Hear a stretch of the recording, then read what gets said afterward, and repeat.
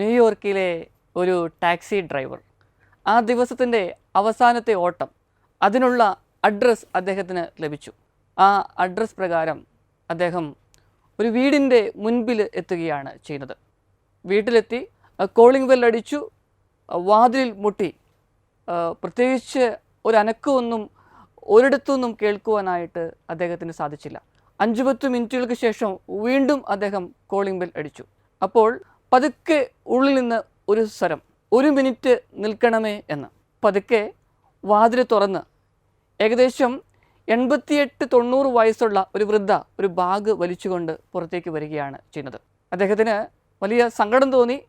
ഈ വൃദ്ധയെ സഹായിച്ചു.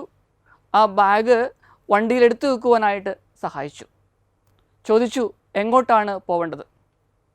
പോകേണ്ട സ്ഥലത്തെ അഡ്രസ്സ് അദ്ദേഹത്തിൻ്റെ കയ്യിലേക്ക് കൊടുത്തു. മനസ്സിലായി ഇത് ഒരു അനാഥ മന്ദിരത്തിലേക്കാണ് പോകേണ്ടതെന്ന് അദ്ദേഹത്തിന് മനസ്സിലായി.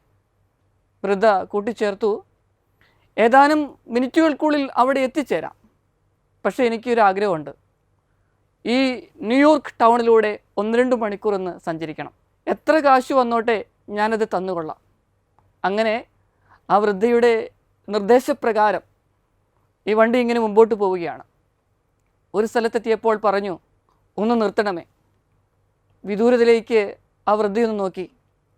പറഞ്ഞു, ഇത് ഞാൻ ചെറുപ്പത്തിൽ നൃത്തം പിടിച്ച സ്ഥലമാണ് എന്ന് പറഞ്ഞ് പഴയ ഓർമ്മകൾ അയവിറക്കുവാനായിട്ട് ശ്രമിച്ചു.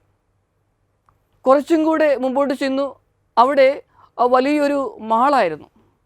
പറഞ്ഞു, ഇത് ഞാൻ പഠിച്ച സ്കൂളായിരുന്നു, ഇപ്പോൾ അത് വലിയൊരു ഷോപ്പിംഗ് കോംപ്ലക്സ് ആയി മാറിയിരിക്കുകയാണ്. വീണ്ടും മുമ്പോട്ട് ചെന്നു. അവിടെ കാണുവാൻ സാധിച്ചത് ഒരു ഫാക്ടറി നിലനിൽക്കുകയാണ്. ഈ സഹോദരി പറഞ്ഞു, ഞാനിവിടെ പഠിച്ച സ്ഥലം, കോളേജ് പഠനം നടത്തിയ സ്ഥലമാണ് ഇവിടെയെന്ന്. പിന്നെയും മുമ്പോട്ട് പോയി ദൂരത്തേക്ക് കുറേ നേരം നോക്കിയിരുന്ന് തന്നോട് തന്നെ എന്തോ മന്ത്രിക്കുന്നതായിട്ട് അദ്ദേഹത്തിന് തോന്നി. അവസാനം ഈ എത്തേണ്ട സ്ഥലത്ത് എത്തുകയാണ് ചെയ്യുന്നത്. 2 പേർ വന്ന് വീൽ ചെയറിൽ ഈ വൃദ്ധയെ കൂട്ടിക്കൊണ്ട് ഉള്ളിലേക്ക് പോയി. അതിനു മുൻപ് ഇദ്ദേഹത്തെ ഒന്ന് കെട്ടിപ്പിടിച്ച് ഒന്ന് ഹഗ് ചെയ്തു.